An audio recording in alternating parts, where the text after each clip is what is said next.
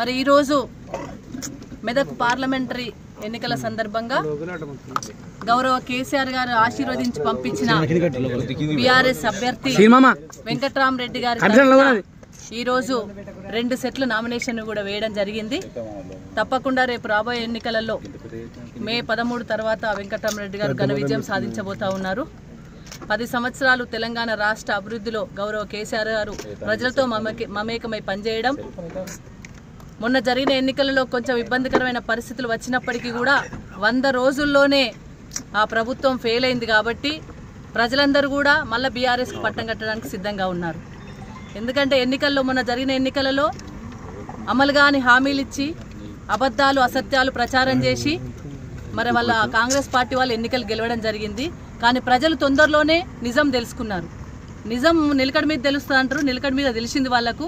100 రోజుల్లోనే వాళ్ళు ఫెయిల్ అయినరు. 6 గ్యారెంటీలు అని చెప్పి ఒక్క గ్యారెంటీ కూడా పూర్తి దాంట్లో అమలు చేయలేదు. వాళ్ళు రైతులకు అనేక హామీలు ఇచ్చిండ్రు, ఒక్కటి కూడా అమలు చేయలేదు. ఇప్పుడు పంట వచ్చింది, పంట కొనుగోలు చేయడానికి కూడా నానా అవస్థలు పడుతున్నారు. పంట కొనుగోలు చేయలేక చాలామంది రైతులు ఇబ్బంది పడుతూ ఉన్నారు. అంటే కేసీఆర్ గారిని కోల్పోయినాం, కేసీఆర్ గారిని మళ్ళీ తెచ్చుకోవాలనే ఒక ఉబలాటం, ఒక అభిలాష రైతులలో ప్రజలలో కనబడుతుంది. కాబట్టి అదే రేపు బీఆర్ఎస్ పార్టీ ఎంపీలను గెలిపించుకోవడానికి ఘన విజయం సాధించడానికి దోహదపడుతుంది. మేము ఏదైతే చిత్తశుద్ధితో పనిచేసినామో, చిత్తశుద్ధితో మేము ఏదైతే పనిచేసినామో ఆ పనే రేపు తప్పకుండా రిజల్ట్ రూపంలో ఎంపీ ఎన్నికలలో గెలవబోతున్నాం.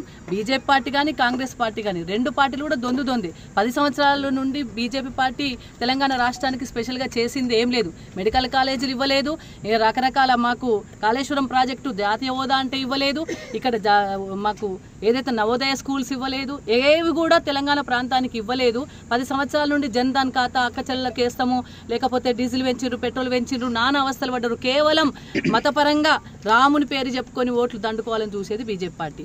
కాంగ్రెస్ పార్టీలో 100 రోజుల్లో మేము అది చేస్తాం ఇది చేస్తామని అనేక హామీలు ఇచ్చి, అలవిగాని హామీలు ఇచ్చి ఫెయిల్ అయింది కాంగ్రెస్ పార్టీ. కేవలం వాళ్ళు ఊకదంపుడు ఉపన్యాసాలకు, అసత్య ప్రచారాలకు, ఇప్పటి కూడా బుల్డోజ్ వ్యవహారానికే పనికొస్తుండ్రు తప్ప ఏం చేస్తారో ప్రజలకు ఇప్పటి వరకు కూడా చెప్పలేదు. మొన్న సీఎం గారు ఇక్కడికి వచ్చినప్పుడు మేము చాలా ఎదురు చూసినాం, మెదక్ డెవలప్ చేస్తామని చెప్పేసి, అనేక అభివృద్ధి కార్యక్రమాలు ఇస్తామని చెప్పేసి ఏదైనా అనౌన్స్ చేసిపోతారేమో అనుకున్నాం. ఒక్క మాట కూడా ఊసు కూడా లేదు, అభివృద్ధి గురించి ఊసే లేదు. గతంలోనే మంచి అభివృద్ధి జరిగింది. కాబట్టి తప్పకుండా ప్రజలందరూ కూడా మళ్ళీ బీఆర్ఎస్ పార్టీ తెచ్చుకోవడానికి సిద్ధంగా ఉన్నారు. రేపు రాబోయే ఎన్నికల్లో వెంకట్రామరెడ్డి గారు ఘన విజయం సాధించబోతా ఉన్నారు. రేపు పెద్ద ఎత్తున ర్యాలీ ద్వారా కూడా మళ్ళీ 2 సెట్ల నామినేషన్ కూడా వేయబోతా ఉన్నాం.